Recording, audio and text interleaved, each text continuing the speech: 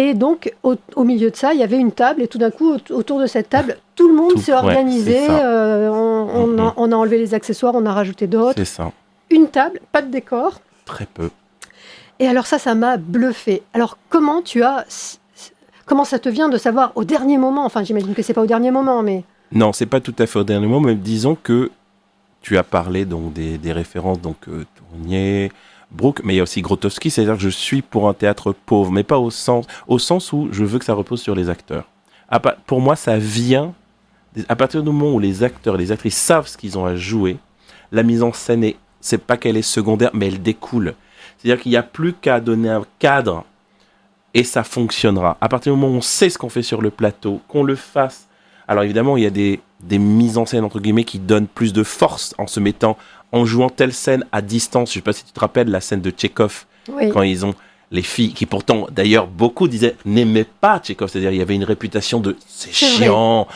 Et elles m'ont dit, mais c'est pas vrai. J'ai dit, mais c'est pas vrai parce que c'est physique. Et je ne sais pas si tu te rappelles, je te disais, mais si vous dites la même chose à un maître ou toi à la porte, et l'autre qui est à l'autre bout, ça ne donne pas la même chose. Ou entrer en disant que tu as peur que quelqu'un ouvre la porte, les enjeux sont différents. Donc, oui, j'avais plus ou moins pensé, plus ou moins un ordre, mais je savais plus ou moins qu'en donnant telle orientation dans la semaine. C'est pour ça que les exercices étaient importants dans la semaine, comme ça, je savais que vous étiez solide. Vous n'en aviez peut-être pas conscience, peut-être toi aussi, tu n'avais pas conscience que tu avais acquis en solidité. C'est-à-dire que les exercices que je fais, en plus, je les explique souvent. Oui. C'est-à-dire je ne fais pas des exercices pour les faire. Ça, c'est Tournier, c'est juste une matière pour avoir... Mais en fait, je me base sur les gens. Je dis, OK, ça, j'ai ça à désamorcer chez un tel ou un tel. Il y a ça...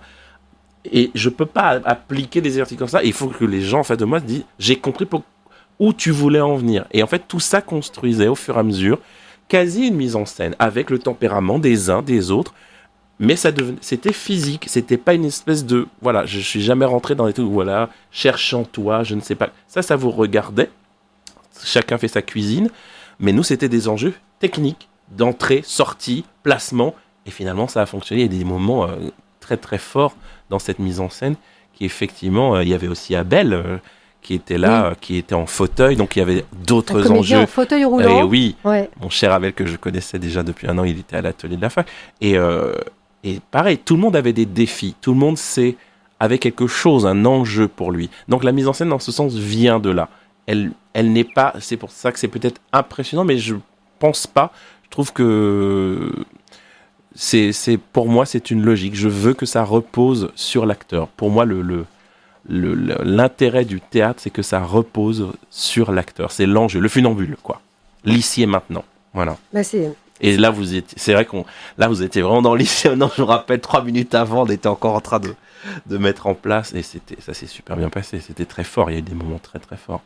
Et finalement, le fait de travailler comme ça, un peu au dernier moment sur le fil, moi, je voyais pas trop, honnêtement, c'est vrai, je voyais pas trop où ça allait et ce qu'on allait réussir à offrir au public.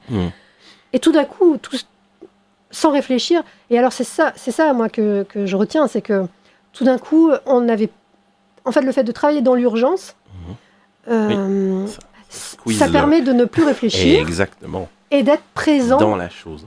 Présent au texte, présent dans la salle, corporellement présent. Et tout d'un coup, on n'étouffe plus, miraculeusement. Ben oui, surtout. Surtout moi. Non, mais c'est vrai. Après, on sait ce qu'on a eu comme échange par rapport à... Tu m'as dit un peu. C'est vrai que tu as été dans ce trait, tu as été très clair, très vite. Et je me suis dit, moi, ça me dérange. Tu as vu, je t'ai pas dit, ah oui, mais ça va pas le faire. Pas du tout. Je me dis, mais c'est le but, justement. C'est-à-dire que si j'arrive pas à t'emmener, c'est qu'il y a un problème. J'ai confirmé que mon truc de dire que ça doit passer par là, que ça doit passer par les exercices, par la technique, par tout ce que dit Brooke, et ben finalement on s'est retrouvés finalement. Et vous aviez pas du tout il y avait beaucoup d'acteurs et d'actrices, il y avait des gens dont c'était le métier, il y avait des pros.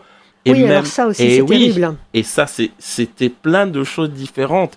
Ou alors, il y avait Marie qui était plutôt dans l'impro. Et c'est pour ça que ça revient aussi à ce que tu disais. On utilise avec Hugo, alors c'est bizarre parce que lui, il est en impro. Mais quelque part, nous, vous avez vu, nos exercices, c'est beaucoup d'improvisation. C'est-à-dire qu'on travaille en disant voilà, il y a telle chose, voilà le cadre, comme quand on joue à quelque chose. On joue au Uno. Le Uno est d'autant plus passionnant qu'on met telle règle. On dit là, tu peux pas faire ça. C'est ça qui fait. C'est les règles l'exercice, c'est ça. C'est qu'on verrouille un peu et on laisse faire. Et ça, c'est ça qui est génial. On met l'acteur et l'actrice dans une situation qui fait que ça provoque quelque chose. Et donc, l'exercice d'improvisation vient pour ça. Et c'est pour ça que les comédiens d'impro, à l'inverse, des fois, j'ai dirigé des comédiens d'impro en leur disant, je vous admire parce que vous avez une faculté de fournir, parce qu'ils sont formés pour ça, à fournir, à pouvoir rebondir. Et des fois, ce que je leur reproche à l'inverse, c'est de dire, mais des fois, vous ne savez pas vous arrêter.